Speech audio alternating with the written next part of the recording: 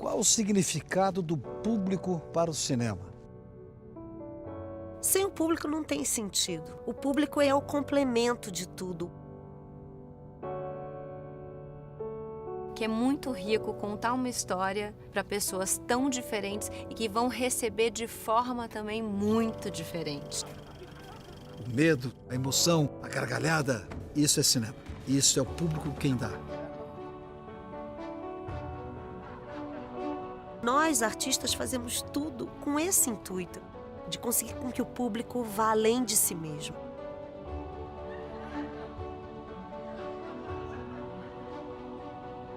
Não há nada como vocês.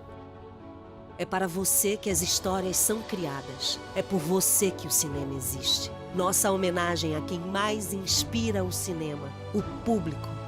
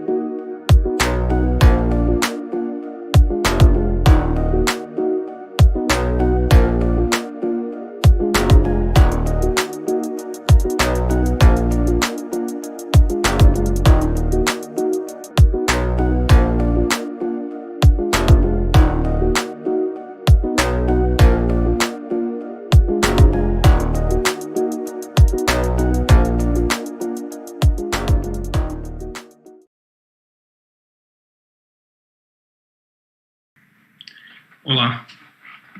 Boa tarde. Hi, good afternoon, everyone, to another talk of our VR Lab Programmation 2020, completely online this year from our YouTube channel. This activity that is part of REACH was an arm of our schedule, of our agenda, to discuss not only the transformation of audiovisual industry, but also important questions regarding the audience and impact of all transformations in our production and content we produce. And this space that was also thought of and designed so that professionals for several different regions of the world can share content and experiences to develop the entire sector. This is a very special activity because today we have one of the most important talks of our industry, especially regarding distribution and sales and how the windows coexist in our world today. This year, due to the pandemic and because several theaters are closed, this has become even more crucial to discuss. And so we have the honor and the joy to have with us the presence of two professionals that are going to share with us this experience they have acquired in different companies, especially Curzon, which is a theatrical window in the UK. I also have to thank, as always, the institutions that make all of this happen, the sponsorship of Projeto Paradiso, SPCine, Programa de Mídia, the support of several other important institutions, such as the Ministry Academy of Locarno, which is also part of their programmation, not ours only, and especially an institution that last year, we've been talking to them since last year, is a very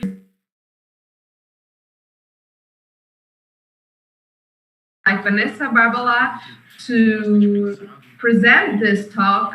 Also, to introduce this talk, I met Kate at a panel of the industry, and since then we have been thinking of what way we can bring in terms of impact to our professionals here in our platform. Thank you, Vanessa.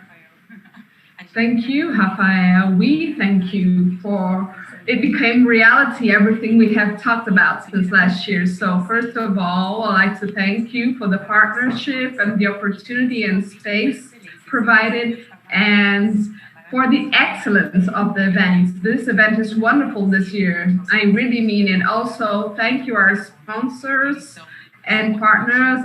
They are our continual support to the DIT in Brazil and great partners. As Rafael said, my name is Vanessa. I'm the manager of creative industry of the British government in Brazil. And where I work, which is the DIT, as Rafael said, focus and support British companies that want to invest in Brazil.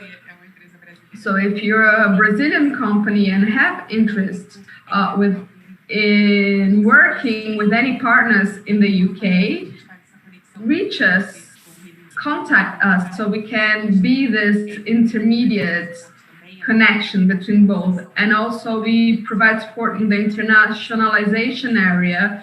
So if you want to become international and you know that you're ready to do that and decided, also contact us and schedule a meeting, because there are several things in the UK that are not that known to us in Brazil.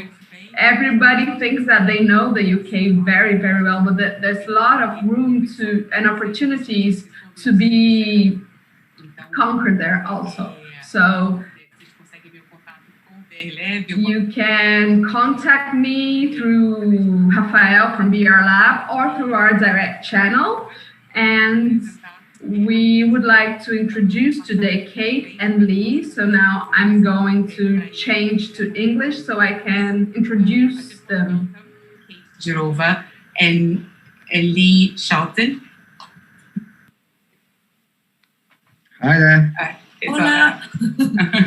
It's all working, yeah. It's good to check, right? Yes. So thank you so much for taking up the invitation and for being a part of the 10th edition of VR Lab. This is a special edition. Thank you so much for being a part of this. We are really glad to have you here, and I know it's going to be an amazing session. So I'll stop here and I'll pass the floor to you. Yeah. Okay, thank you. Thank you. Thank you. Go ahead. We're really delighted to be here and really grateful to have been asked to participate in BR Lab. So I think we can now start with the presentation. Mary, are we on the slide, on the front slide, first slide?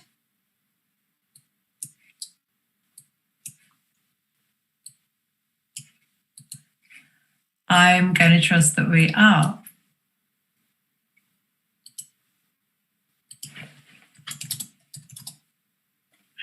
Great.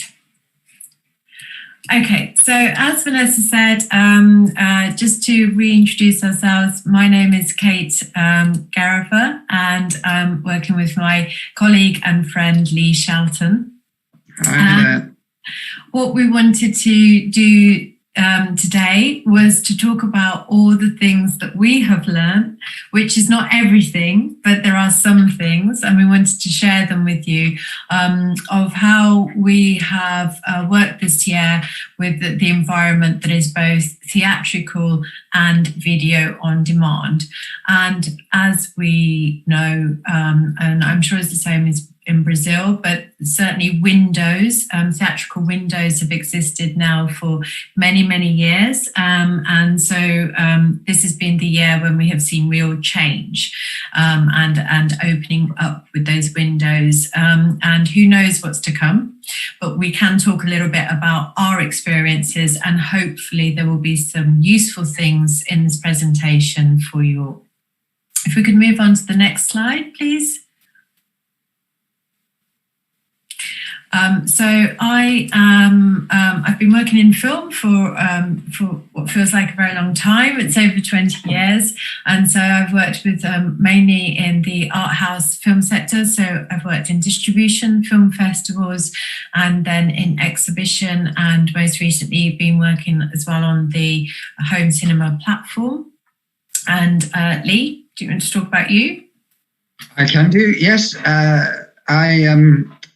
I'm not from as much of an esteemed film background as Kate is, but I've always worked in digital marketing in the entertainment industry. So I've worked in music, I've worked in ticketing, so kind of crossing over between sort of the entertainment industry and technology brands.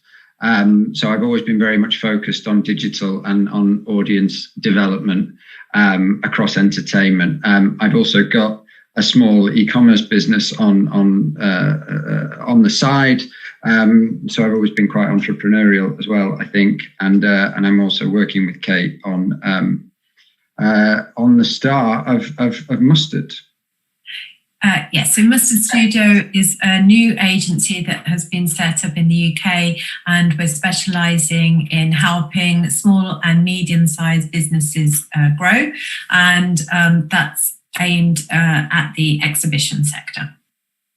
And then now we want to talk a little bit about our background and why we have been asked to do this event in particular. So if we could go on to the next slide, and I can tell you a little bit more about Curzon. Raphael did say that we came from Curzon. For those people who don't know, Curzon is mainly known as a cinema operator. And it has around 13 cinemas across the UK. And it started in about 1934 with a cinema in central London. In 2010, the very innovative CEO called Philip Natchbull decided that he wanted to create a home cinema platform. So at that point, I think Curzon probably only had about 7 or 8 cinemas. So it has grown since then. And what they being also a distributor and distributing a kind of breadth of art house cinema meant that he wanted to make sure that everybody in the UK had access to the kind of films that Curzon was buying and releasing. And obviously the idea of the home cinema platform was that it would be able to reach everybody. You didn't have to be near a Curzon cinema to see this kind of content. So it was a real audience development initiative. And of course, there couldn't just be Curzon films on that platform. There had to be other people's films on there. Otherwise, as you can imagine, it would be a very small content base. And for a long time, we've been trying to convince distributors to work with us on Curzon Home Cinema. And a lot of people were scared perhaps to put their films on because it meant that it wouldn't get the same cinematic journey. And we've worked really hard in our data and analysis, which we'll come on to a bit later in the presentation, to show that cinema audiences and video and demand audiences, they don't cannibalize each other. You don't lose one audience by having your film in cinemas and on the platform. Films exist very safely in both areas. People still want to go to the cinema and they want to watch films at home. And if you love film, you will still continue to watch film in all the different ways that you can. And I think that was really an important thing at Curzon, and now obviously is becoming a more of a conversation that we can all have. If we go to the next slide, this will give you an idea about the kind of films that Curzon has been responsible for acquiring and releasing, and that have been on Curzon Home Cinema at the same time as they have been released in cinemas. Obviously we've put some South American directors in there, like Sebastian Lelio with A Fantastic Woman. And we just wanted to, so with these films, they're, Academy winners, they have real pedigree. And that's what Curzon always tries to do, is it tries to work with really high quality films, so that you always know whether you're going to a Curzon cinema or watching one of these films on Curzon Home Cinema, that you'll be seeing a great talent-led, director-led film. And that has also helped us grow the platform, because we've been really specific about that and worked very hard with that kind of brand message. If we on to our next slide, because we realise that as we're talking about Curzon's sort of success in this year, it's very hard to talk about success in a year of a pandemic, because it's really been tough, and it's been very tough for cinemas. At Curzon, they were really well positioned by having the home cinema platform to take advantage of when cinemas shut down, when the UK went into a lockdown. We were then able to move our activity onto our home cinema platform. We didn't have to start from scratch. We'd already been building up an audience. This had always been the company and the CEO's vision. And I think that it's important to acknowledge that, because as we talk through everything here, if you're watching and you are a VOD platform, and maybe you're a new VOD platform, you can say, well, we've had 10 years of experience, and that's true, we have. But obviously some of the lessons that we've learned over those 10 years are going to be shared here tonight. And also, at the same time, even when the lockdown came, we still knew that we had to get quite a lot of a bigger audience. That was the opportunity for us, and that's what we were trying to do. On to our next slide. So Lee and I, in putting together this presentation, we felt that this statement was true, that the pandemic has accelerated the digital revolution for film. Whereas before there were windows between the theatrical and the digital release, those windows will now be reduced dramatically, because because obviously business models are changing, and everybody's thinking about their bottom line. Everybody's thinking, about their properties, their film properties, what is the best solution for that film property. So Netflix has been chipping away at this model, at this traditional model. So they've managed to establish, certainly in the UK, it felt like they were on the cusp of doing this as well in the US, breaking it down to a 3-week model. So 3 weeks in cinemas before going on to Netflix. So that was already quite a dramatic change in the UK market and landscape. But, the pandemic has totally revolutionized what this can look like.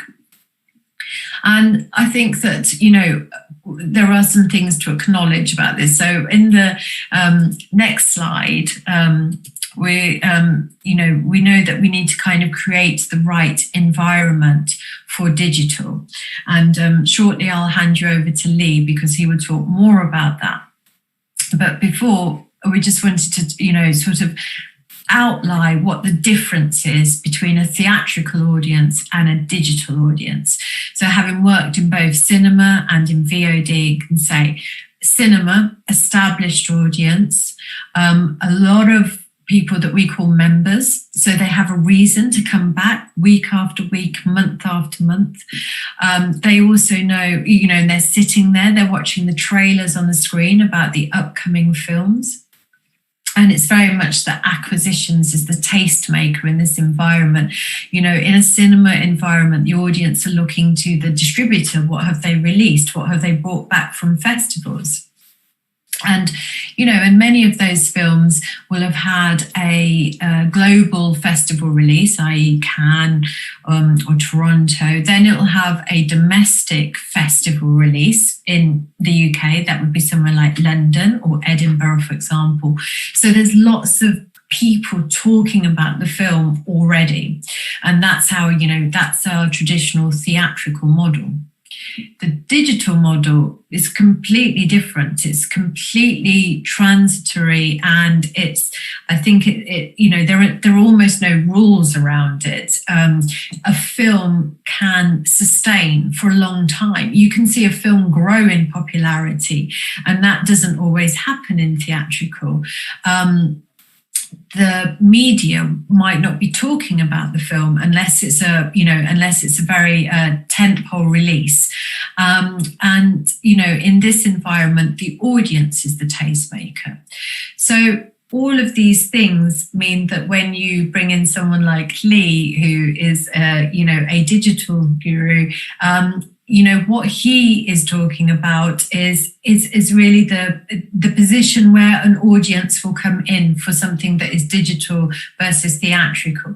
And if there was one thing that I would ask people to take away from this session is to really understand that digital journey, because the way that people approach film digitally is very different to the way that they approach a cinema film. So you have to both be a distributor, and now you have to also be a digital marketeer or an e-tailer to really understand the breadth of the audience. And I think now we're going to go on to slide 9, and I'm going to hand over to Lee. Yes, thank you. So I think it's really, really interesting, and I think that sort of that kind of more traditional difference between the theatrical audience and the VOD audience is really interesting. And I think Kate's right when she says that with VOD and with access to content and spontaneity and things being available instantly, there are no rules. But one of the things that I do think is really important, and one of the things that I think about a lot is rules around e-commerce and rules around platforms and rules around digital marketing, which I do think there are rules and best practices that we can consider. So this is a way of illustrating that, is to look at people's thought processes when they are thinking about or discovering a new film. And I think that because cinema is a 100-year-old medium that people have complete trust in, the thought process is very different. So if you see a trailer advertising a film to watch in the cinema, there is no need for any sort of thinking beyond that, other than, do I want to watch this film? Your thought process might turn to, who do I want to go and watch this film with, or when can I go and watch it? But the idea of going to the cinema itself is not necessarily going to be an issue for the consumer. Whereas if we're talking about something in the online space, and especially with emerging VOD platforms, there's a real element here which we have to get over, which is trust. And trust online is a very, very big consideration for everybody. So I've just become aware of this movie. What's this platform that's advertising it on? Do I want to create an account on this platform? Do I want to provide them with my payment information? Then it's, am I going to watch the movie? So there's 3 or 4 steps before we get to that, what is step 2 within the theatrical world. And that's where I think that those rules or those best practices around digital marketing, digital strategy, for example, become really, really important, because what we want to think about are things like simplicity of use, the user experience, the accessibility and the security of the platform, which is going to give that trust in VOD, which is kind of almost assumed when it comes to theatrical. So if we move on to slide 10, as Kate said, Curzon, when it came to lockdown, we at Curzon were, well positioned, and it is a strange thing to say that in such a bad situation, generally, but we were positioned to be able to provide people with new content. I think that's the best way of saying it. It was about being the brand that was able to keep delivering people new content because we had this the home cinema platform set up. So what we did was we thought about how we could create a multi-channel campaign using paid activity and organic activity to amplify what we were already doing. And what we wanted to do was keep users, keep film fans, keep consumers connected to film and to cinema in a way that lots of other brands couldn't do. It was about that emotional connection with cinema, with film, with entertainment, being available to them through a very challenging time. And essentially that's what we did, like I say, through our paid digital activity, but also through organic activity. We had things like online Q&As with directors and actors that people could watch a little bit like this. If we go to slide 11, you'll see just a quick 1 minute video overview of our aims and what we did and what we released.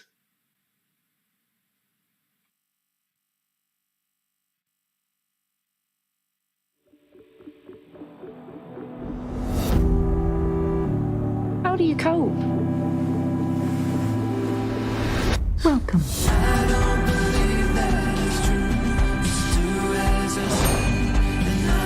You need something to hold an audience.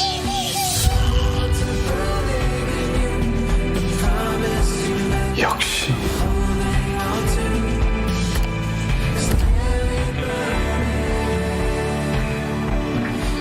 I'm deadly serious. Hello everyone and welcome to Curzon Living Room. Thank you. Thanks a lot.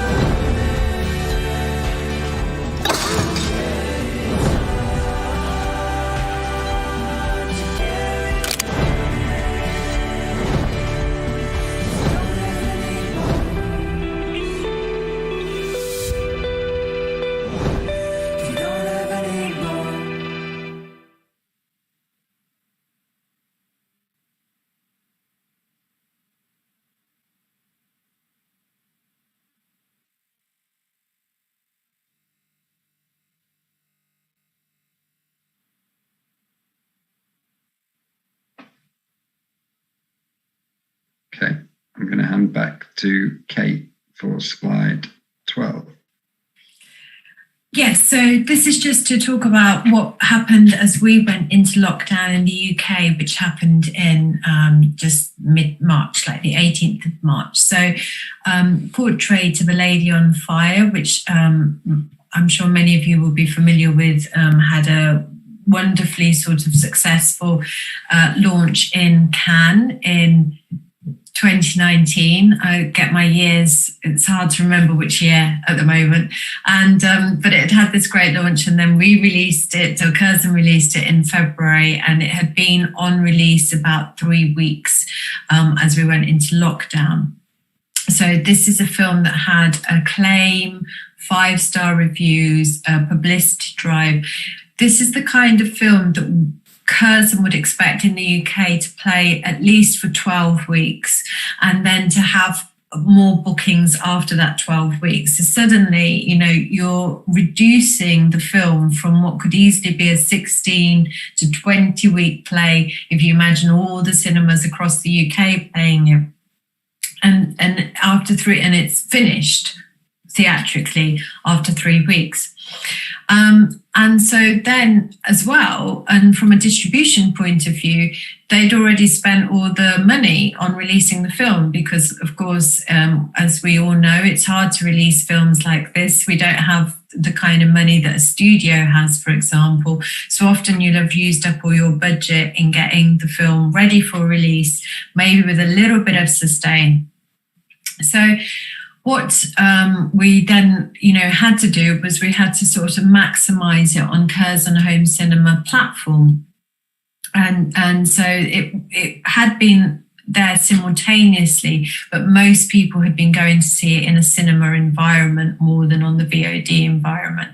So we had to sort of change it. And this is, as we go on to the next slides, Lee's going to talk more about how, you know, we've been campaigning to build an audience over several years and how we really had to sort of accelerate that for Portrait of a Lady. I have to say that growth did go up about 300% on the platform from year to year. It was astonishing. And we were really well positioned to take advantage of that. But we also had a lot of data and we had a lot of, I suppose, knowledge of the audience, thanks to all the work that we've been doing digitally anyway. Lee, back to you to talk about the audience. Okay, if we just go to straight to slide 14, please. So, just kind of starting by kind of outlining things from a strategic perspective, I suppose. I'd always sort of say this, and I'm sure, I don't doubt that everybody knows this, but it's so key to outline objectives before you kind of start with any new strategy or any campaign. Just campaigns, of course. I think that, not only is it important for achieving kind of targets, you need to know what it is that you're aiming for and, enable to work towards it, but it enables you to make your decisions based on, things like data and things like your plans and your targets and not just, based on gut instinct. But I do want to say that the instinct should play a part somewhere as well. It's not all about data, especially in entertainment, but it also obviously helps you to know what is relevant. So what if you're working towards certain objectives, you can work back from there and work out. We'll talk about channels in a second, and then what data is relevant to those particular channels. And also, I find it motivating. I think that's important to say. As you can see, you're breaking down barriers, achieving objectives, getting results. It's motivating for everybody involved, and that obviously in a very challenging time is a very positive thing. So if we go on to slide 15, please. I'll just talk about some of the things that, not just me personally, but as a Curzon that we would focus on. I mean, like we say, and is one of the points of this presentation, there's a very big focus on data.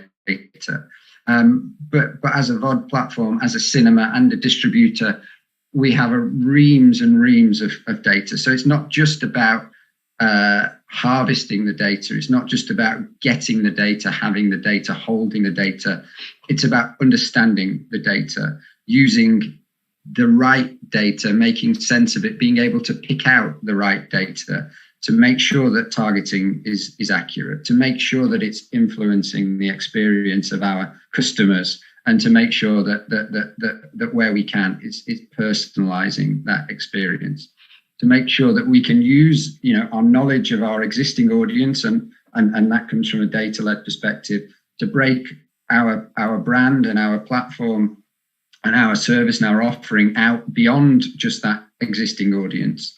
I mean, Kate talked a little bit about Curzon before, but Curzon has a very strong and loyal and aware audience in London and the South East. And one of the things that we found during April, May, the lockdown period, was that people in other major cities and metropolitan areas who might go to other cinemas came over to Curzon Home Cinema because they want the content, and we were able to deliver it to them. So we were able to break that out, but we were able to find them and reach them and market to them, because of a certain understanding around data in the first place. What we're hoping to do now more of, and what we're always hoping to do, obviously, is to engage in the right way and to drive more loyalty. And I think it's really important to say that I'd also obviously focus on conversion around getting people to buy more from us. But that's at the bottom of the pile there, because again, like I highlighted earlier on, as a VOD platform especially, there are other considerations before you're going to get people to commit to actually buying from you.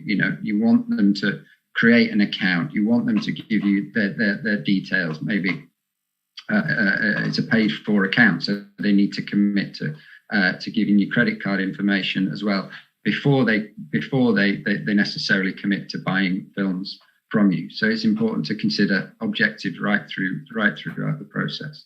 If we go to slide 16, the other area as a digital marketer that I'm very, very interested in and keen to focus on is channel by channel marketing. So, media consumption and where our audience is consuming media. This would be, this is again fairly straightforward, but this would be the key areas for us in a pre-lockdown, pre-pandemic environment. TV, print, email, our own media channels like our website, email, things like that. We were moving more into podcasts. Obviously, radio advertising gives us broad reach. And then we work across a whole spectrum of digital and social advertising. And then, out of home, especially in London, across the Tube network where it's relevant to our campaigns. But if we go on to slide 17, with a specific focus on that particular time, we obviously saw certain areas with upward trends and certain areas with downward trends. And it's not just the digital elements that went up, obviously with people being at home during lockdown, things like TV usage and radio usage spiked, did level off throughout the lockdown period, but we saw really interesting spikes in different areas, and we were able to kind of adapt our campaigns based on those trends. But obviously when you go to slide 18, we saw downward trends as well. Where there are winners, there are often losers. So things like print media, with people stopping consuming, the circulation of papers was much lower. We actually saw that things like podcasts dropped again because of people stopping commuting. They lost that opportunity to listen to podcasts that they were used to. Interestingly, we saw podcast listenership level off as well throughout the lockdown, but it did dip initially, and obviously out of home media became potentially a very short term bit of a wasteland. But I think it is an important thing to highlight, is that it's important to always try and stay on top of media consumption and trends in media as much as possible when you're developing your strategy. So if we go to slide 19, we also focus on breaking down that strategy. And when we're talking about amplifying the message, we're talking about using different channels to achieve different things. So we have, broadly speaking, those 8 channels that I talked about, but within our strategy, our objectives are set that so that different channels will meet different objectives. So when we're talking about awareness and we're talking about amplifying that message and bringing new content to a nationwide audience through the VOD platform, whether cinemas are closed or whether they're not, the channels that we utilized were those ones that can quickly and easily give us broad reach. So we're talking about radio, we're talking about using that video that we created and putting it out through the connected TVs and through YouTube into people's homes where they're consuming more. We're talking about obviously all of the social channels where consumption went up, and remarketing and consistently being front of mind through display banner advertising as they navigate the web. And then to really hone in and drive as people go through the funnel, we're looking at more remarketing, more AdWords as they're searching to hit them, as they're at the point of wanting to convert for a particular film or to sign up to the platform itself. If we go to the next slide. And the reason that we're doing this, we talk about prioritizing your objectives. We talk about thinking about the channels that are on trend or the channels that are most relevant to your strategy. It's because what we're trying to achieve is like a constant loop whereby you're advertising to your audience is engaging with your advertising, it's consuming content. And as your audience consumes content, that you learn more about their behavior.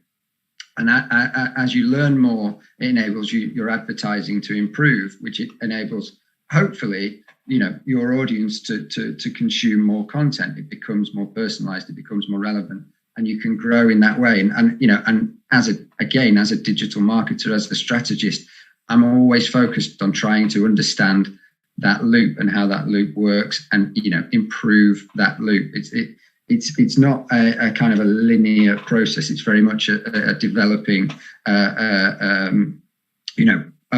iterative process where you're learning constantly from what you're doing, from your audience's reaction to it, from the content that they consume, so that you can improve all of the time.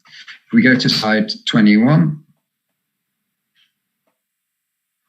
It's just a quick list of 5 things, I think. So, when we're thinking about trying to, develop digital strategy, whether it's, in VOD or theatrical, these are real key points, I think, that we can take away. Your activity, your creative, your trailers, your posters and things can be the best in the world. But if you don't understand how the way that you're putting them out to your audience is working, it's very difficult for you to know whether you know how to improve or how you can improve. So analytics and understanding the behavior of the audience when they get to your platforms is incredibly important.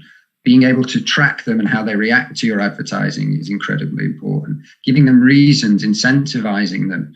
Reasons like signing up to email communications or creating accounts is incredibly important. Making sure things are as simple as they possibly can be. Again, like we talked about earlier on, there's more to it when it comes to converting somebody on VOD. So making those processes as simple as possible to sign up, to add their email to your mailing list, to buy a film is really, really important.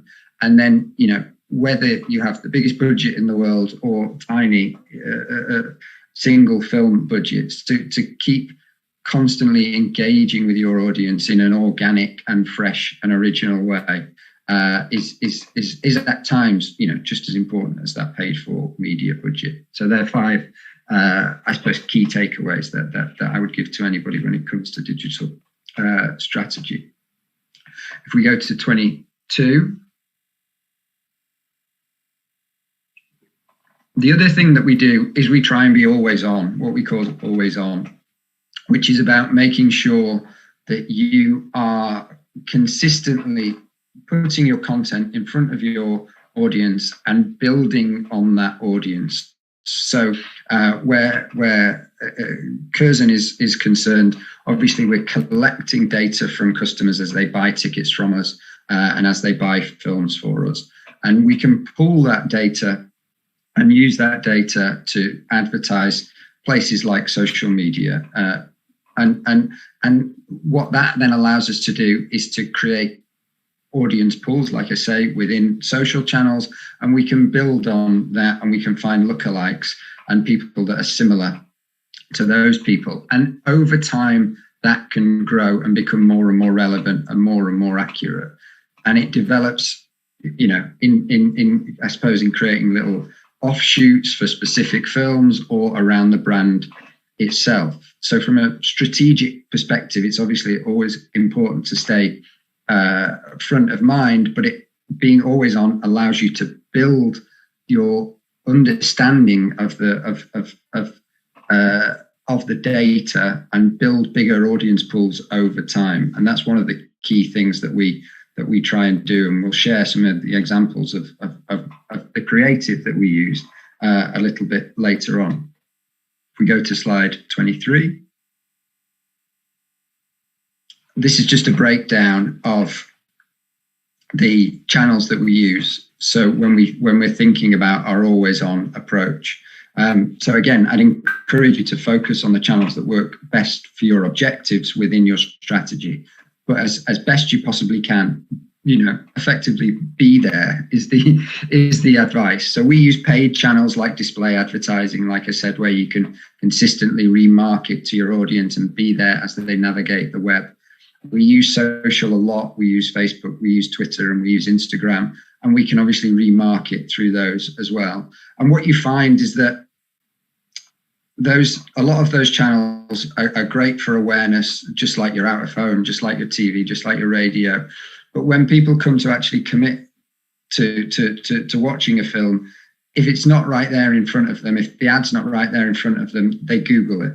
They Google the film, and Google is responsible for, a very large percentage of our referral traffic. So making sure that you're there when people, because that's the point in the funnel when they're engaged, when they're ready to buy, when they're Googling the film, where can I watch whatever that film might be.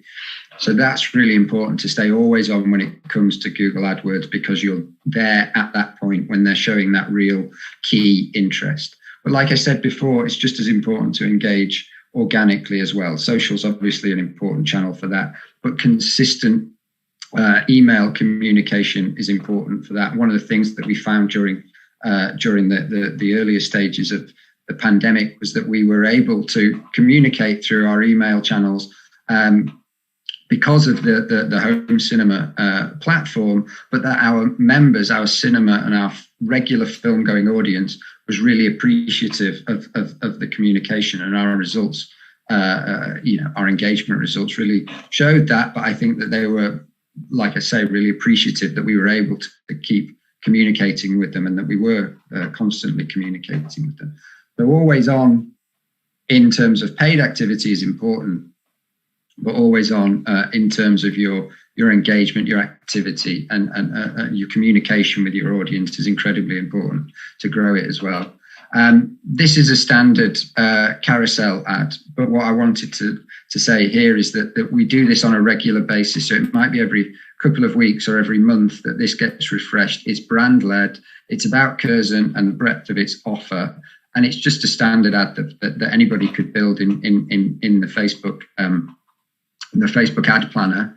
But it's one of the most successful campaigns that we have, because people expect it now. People want to engage with it because it tells them what's coming up on Curzon. So really simple, really easy to set up, but really a really good way to over time build your audience to become aware of what's coming from you, what they can expect, and kind of start to want it, start to expect it and look out for it.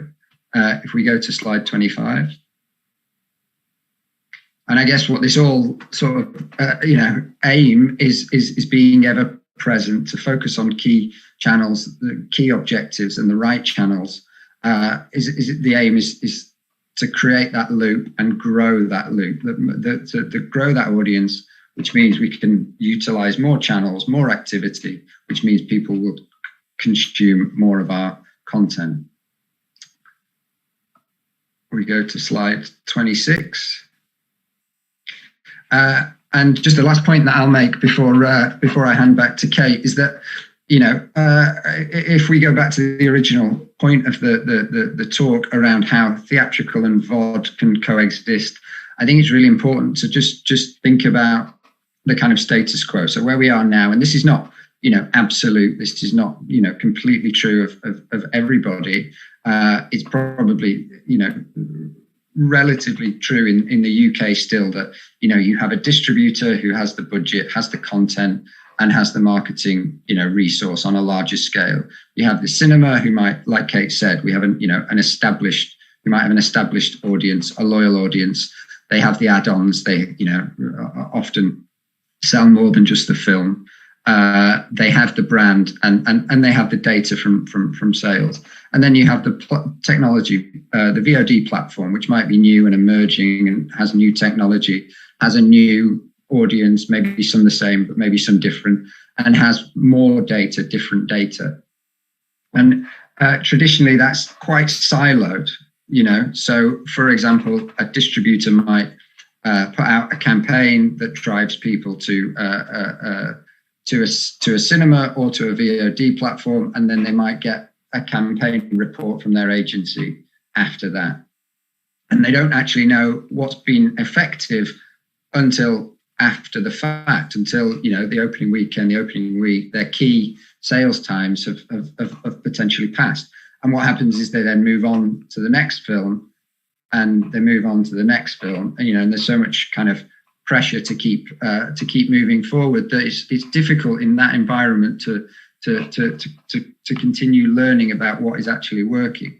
So what I'm a big sort of advocate of, and what Kate and I are big advocates of, and I like these loops. Essentially, what you'll learn about me is I like these loops. Is that we're advocates of breaking down these traditional barriers. And what, like Kate said at the very start, we think that those things like the traditional theatrical release window is going to break down. But we're also big proponents of breaking down those barriers around data in order to help new and emerging platforms grow, but also to help everybody grow. So again, it's about that loop where, for example, if the distributor has the budget, they're working to release a film, let's say it's day and date. It doesn't necessarily have to be that they release their campaign, that the VOD platform keeps all of the information around what happens on that platform, and the cinema keeps all the information around what happens on their platform. We work with our advertising partners to ensure that their pixels are tracking activity, so that a distributor gets information back in real time, or as close to real time as we possibly can. So which creatives within their advertising campaign are driving the most traffic? Which creatives within their advertising campaign is driving the most conversions? And that enables that distributor to then be able to understand what's working for them and optimize the campaign as the campaign is happening, as opposed to learning about it once it's finished, once it's gone, once the opportunity to actually maximize sales might have been missed. And that doesn't necessarily have to take away from what's happening in the cinema activity, because we work in other areas where, again, for example, the distributor might get access to email campaigns, and the cinema team will be delivering specific email campaigns that are most relevant to that film. The distributor might also be able to do the same kind of thing, whereby they're working with us to reach our audience through social channels. And it's all about creating that loop where the most effective digital campaigns can be utilized without without the risk of data leakage or data being kind of passed back and forth. It's not about data being passed between one or the other. It's about the information that the people hold being utilized in the most effective way. And then if we just go to the last slide, we wanted to just talk about one or two things that didn't work as well, because it's been a bit of a crazy year, and obviously we've done a lot. We've had a really interesting and at times successful year, but we did try things that didn't work as well. And so as marketers, and as strategists, we're always trying to learn about what does, but also what doesn't work. So these 3 examples here of areas where we think that we could do better, in the future, but that we think there is potential to grow our audience. So we worked with an influencer platform, and we struggled to really create impact at the right time with those influencers. We wanted activity to be organic, but we struggled to make sure it hit at the real key impact times. We had talked to media partners around partnerships with them, but they were unfortunately more interested in platforms that had bigger choice when it came to content, and not specialized quality indie like we are. And then we worked on 1 or 2 real key brand partnerships. We worked with Uber Eats on a campaign which actually got national publicity, but led to very few sales in terms of actual direct take-up. So, it's interesting to talk about strategy and the success, but it's also interesting to be able to sort of hold your hands up when things don't work and learn from that as well. So with that, I'll hand back to Kate. Thanks, Lee. So this is, we're coming towards the end of the presentation, but what Lee and I wanted to also impart, because we know that during this we've spoken a lot about the activity, and Curzon is probably a medium-sized business, but in fact the marketing team was quite small and worked across exhibitions, so cinema marketing as well as platform marketing, and so there was quite a lot to do for a small team, and for the small team to be successful, I suppose, and to actually get audiences involved. So one of the key things is how we develop the brand. If we could go to the next slide, please, slide 30. And what we decided was that we really had to focus, and we'd been learning this anyway, and who's the target audience, because with small budgets it means that we can't reach everybody, and what we had to try and do was sort of be clever and try and put audiences into targeted groups, which will explain a bit more in a couple of slides. How does the campaign stand out? So we were using a lot of digital, and as we all know, digital is a really crowded place. There's an awful lot of Instagram adverts, Facebook, Twitter, everything. There's a lot of noise, so we have to do something that makes us be distinctive and unique. And then we also wanted to make sure that we weren't confusing the audience. And again, this is really important in a digital environment. So not lots of offers, not lots of different ways of presenting content. We just decided that we couldn't be everything to everyone, so that we would be more kind of specific. If we could go to slide 31, please. So we had been in the middle of a rebrand, which we just sort of brought forward quickly, and we decided that this orange would be the colour of Curzon Home Cinema, and that this would be around our main campaign. So anything that we wanted to talk about for Curzon Home Cinema in terms of the platform itself would be mainly this orange colour, and we knew that it would be eye-catching. We knew that if we used it in certain environments, like Lee said, digital display, it would have real standout, so that we could do quite a lot with a small, section of the newspaper, and also in digital as well. We've used some films here. Obviously, Parasite was very well known. Bombshell, was perhaps more mainstream than a lot of the films that we show on Curzon Home Cinema, but it was a quality film. It had been reviewed well, and we knew as well that we were trying to reach a wider audience with the lockdown. So we needed to create a variety of different, entry points all around quality film.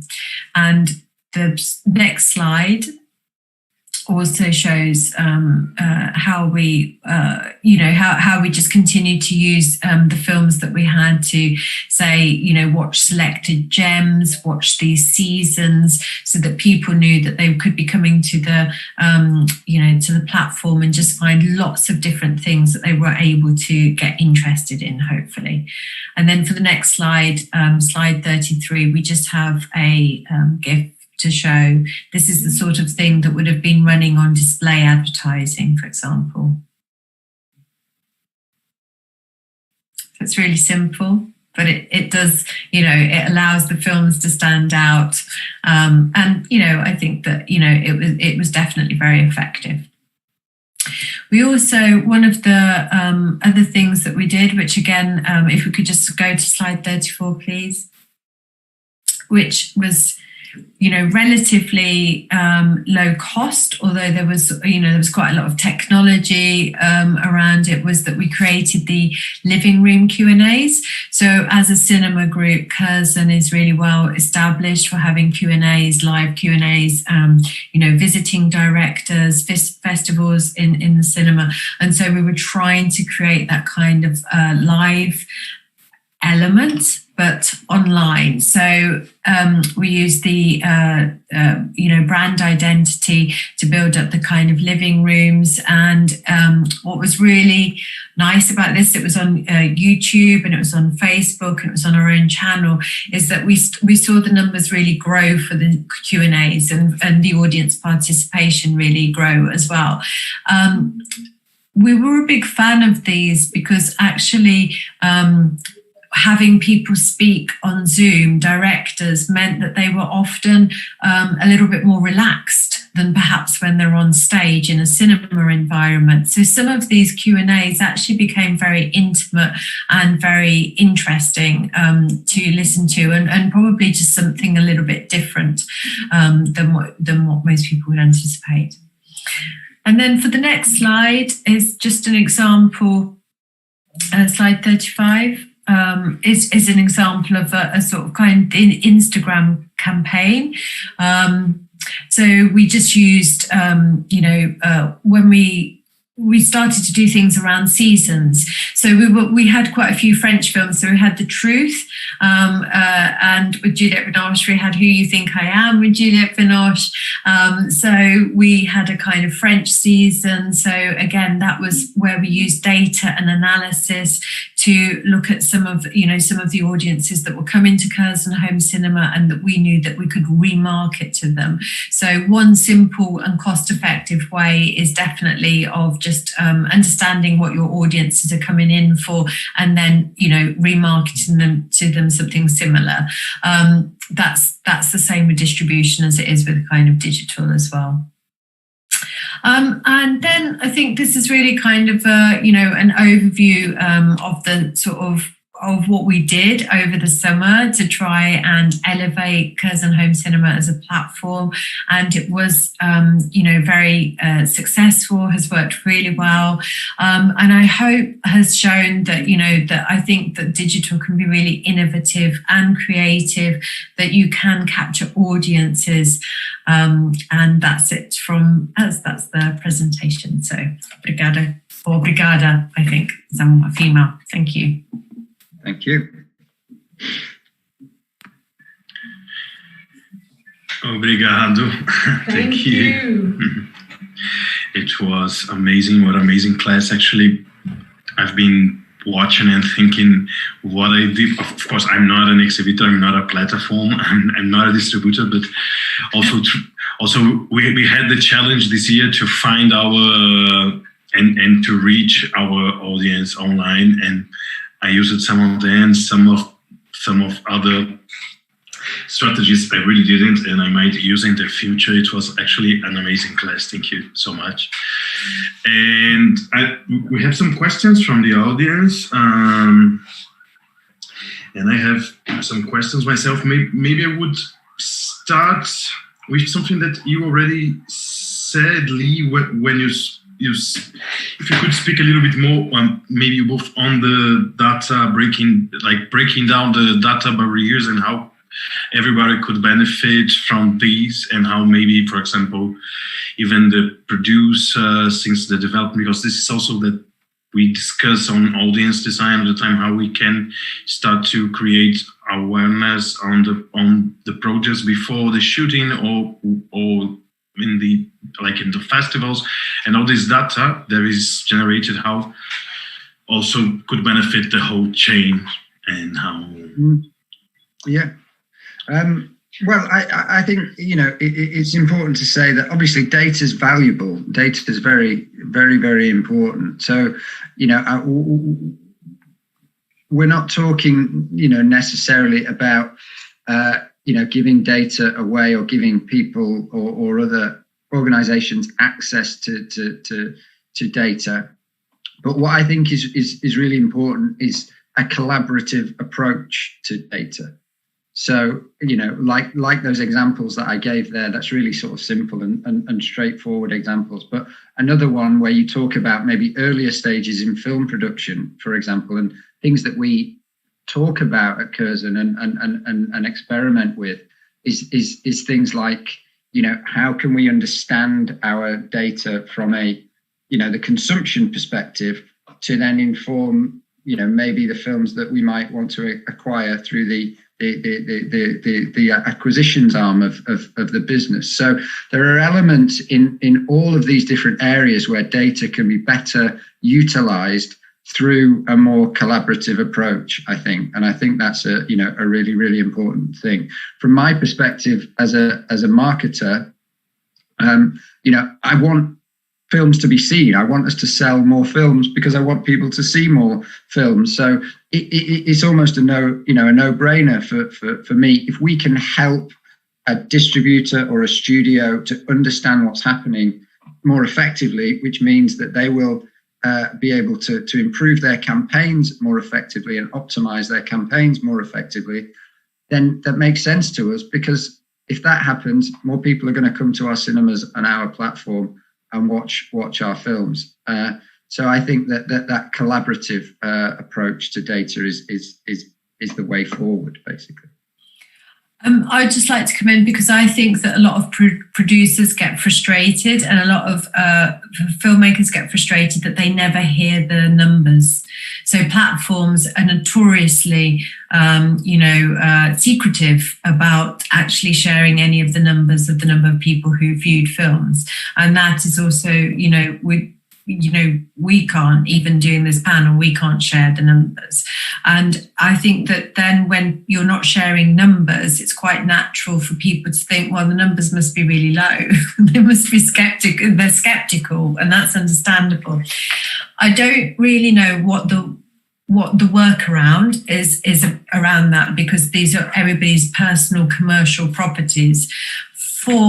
I believe that the way maybe to break down some of the numbers is it comes back to collaboration. So, for example, in the UK, if you have a film that has been publicly funded or publicly released or distributed, then and on a platform like maybe something like a BFI player, then they should share the numbers because it actually is public funding.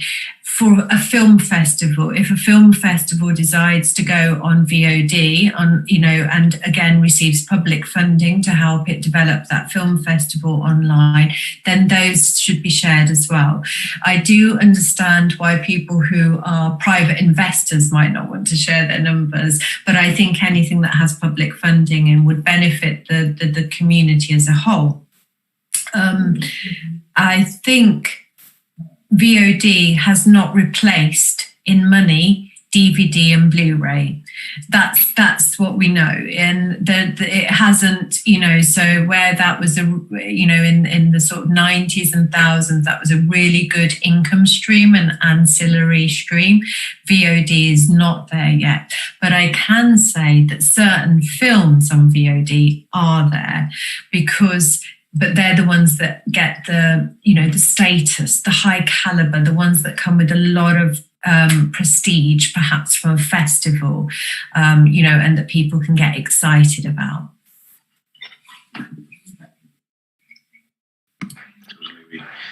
And so I'll be sharing some questions from the audience. We have one from Mateus. Carol, could you help me to translate? Because I'll reorganize in Portuguese. Eu estou em português agora. So I'm in Portuguese now.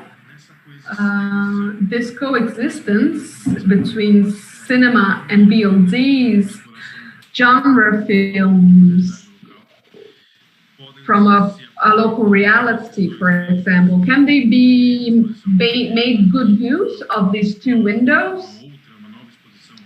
Or maybe a new window of display for the VOD public?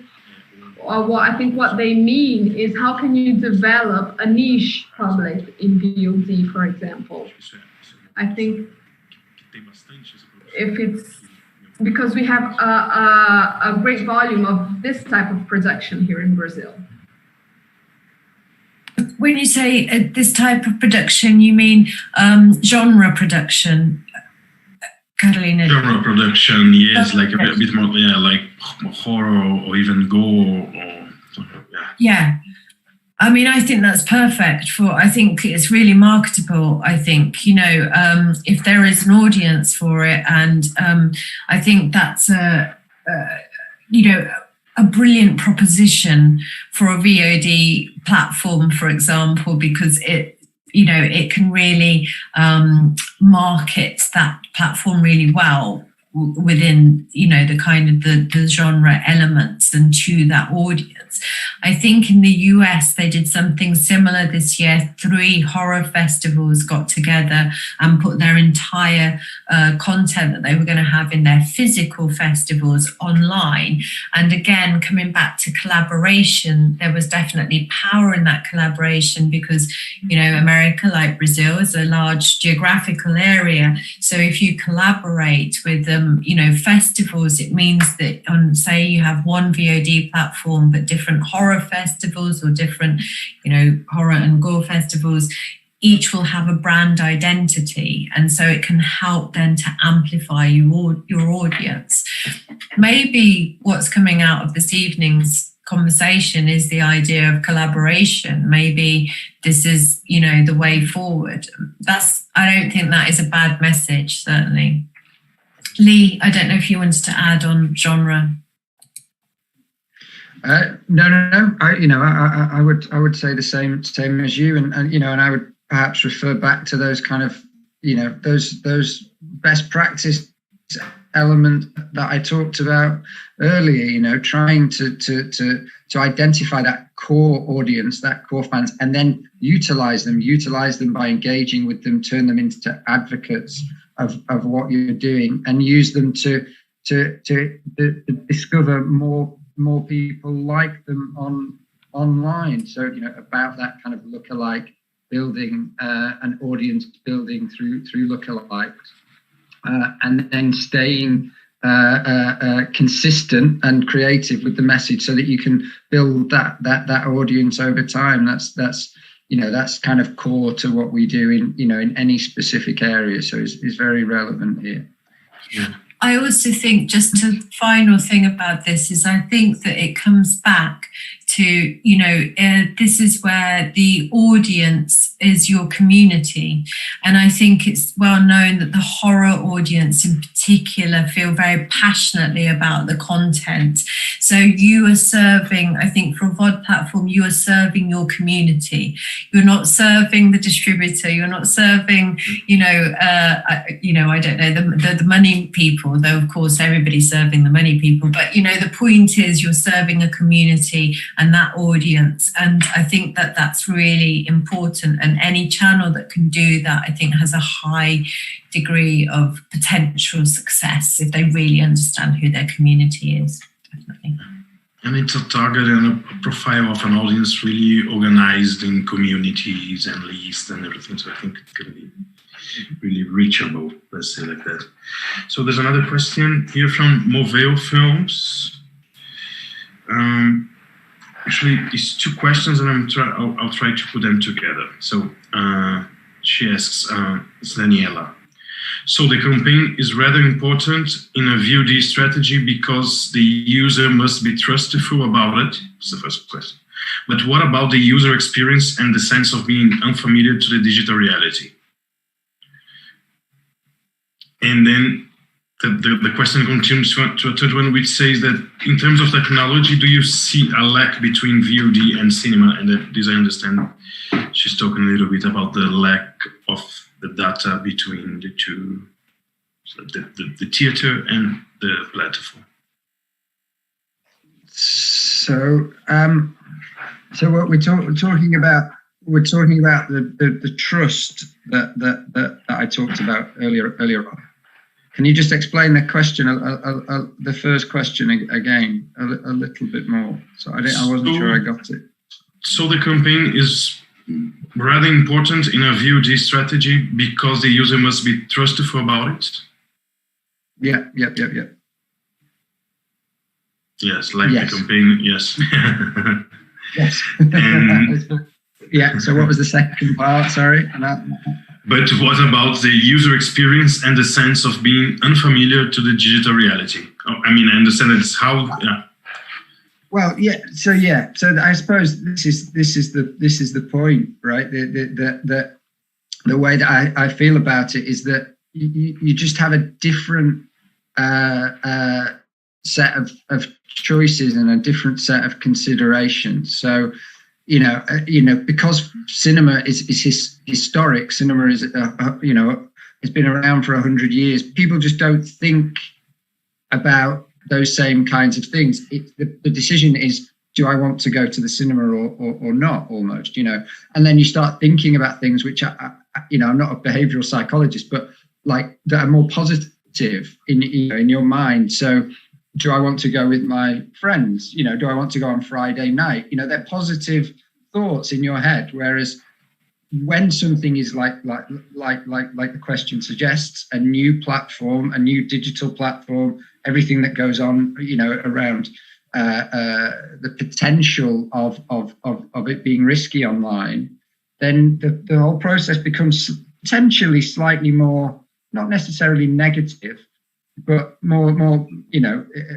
difficult in the consumer's mind. So I think we just have to be very conscious of making sure that process is as simple as possible, that it is very clear, that it's secure, that it's, that the consumer is, that we're focusing, I suppose, that we're focusing on all of those steps in that process. It's not, I suppose, in marketing terms, in the most simple terms, it's not necessarily about just advertising, buy this film from us, because there's more to it than that. It's about generating trust. You do that through engagement, getting them initially to create an account maybe, and then engaging with them after they've done that through your email or whatever you might do, which then, over time will lead to that trust, which breeds loyalty and repeat purchase. So I think that's that's really, really, really important. It's very easy to set up a load of, say, Facebook adverts saying, go and watch this film here. But I think there's more to it than that, especially with emerging platforms, before you're really going to see success with that kind of advertising. If I sort of read this question right from Daniela, you said it sounds there must be an audience that are skeptical about the digital environment. I mean, I wonder if that's because Curzon certainly had that. The cinemas had an audience that were skewed older. And by older, I mean, my age apparently now, which is over 50, but they skew older. But in the digital environment, they obviously skewed younger. But I think what, to echo what Lee was saying is that you give them the sort of films. It's about the film content that you have and about providing the film content on a regular basis. So, maybe you're not going to get somebody over the line with the first film that you have that that they're going to be interested in. But by the time then they hear about the second film, and then they hear about the third film, it's really, you've got to engage them first, and then maybe they will buy something from you as you go down the line, and that's obviously how you build up the trust. And then the second part of the question is about data, theatrical data compared to digital data. Yes, the lag between them, and I understand that, like, it refers, like, if probably that the platforms have much more data to manage if they are more in advance in this sense. My experience in the UK, and I don't know if it would be the same in Brazil, but I think that distributors were really slow to turn on to gathering data in a theatrical environment. And then digitally naturally lends itself to more data and more analysis. And I think that actually in a cinema environment, you can collect a lot of data, especially if you have a loyalty group. And for us, we had quite a bit of data, but we did end up spending a good 3 years bringing the data together and trying to find patterns between people. And sometimes you might even have to, if you have a lot of Excel sheets or, you have a lot of information, you might even have to, it might be worthwhile paying a specialist company to combine the data to tell you some of the patterns, because sometimes you do need machine learning to see the patterns, and then you can start your strategy from there. That's the honest answer.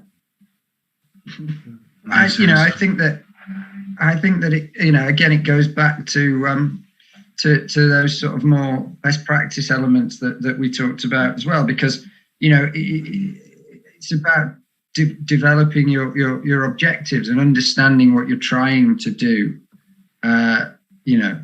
in the first instance, because it's so much more helpful to kind of really know, and it can change over time, and I appreciate that you're not going to know everything, but to understand where you're trying to get to and what your objectives are allows you to really dig into data and pick out what it is that's really relevant and is useful for you. That is really key, is to understand your objectives from the get-go. Great. So I think, yes, we are almost like bursting the time. So actually, I think this is all. Thank you so much for the class and for the information. If you'd like to say something, otherwise. Well, apart from we wish we were there. Yes, so do we. And definitely, sure, you are coming in the future. In the future, it will be possible. Thank you. Yeah. Thank you so much for inviting us. Yeah, thank you for having us. We're reachable through VR Lab. If anybody has any questions they think of overnight or over the weekend, then we're always happy to answer them as well. Amazing. Thank you so much, Lee. Thank you, Kate. Appreciate it. Good night. Thank you. Bye-bye. Enjoy the rest of your day. Bye. Obrigado, gente. Tchau. Bye.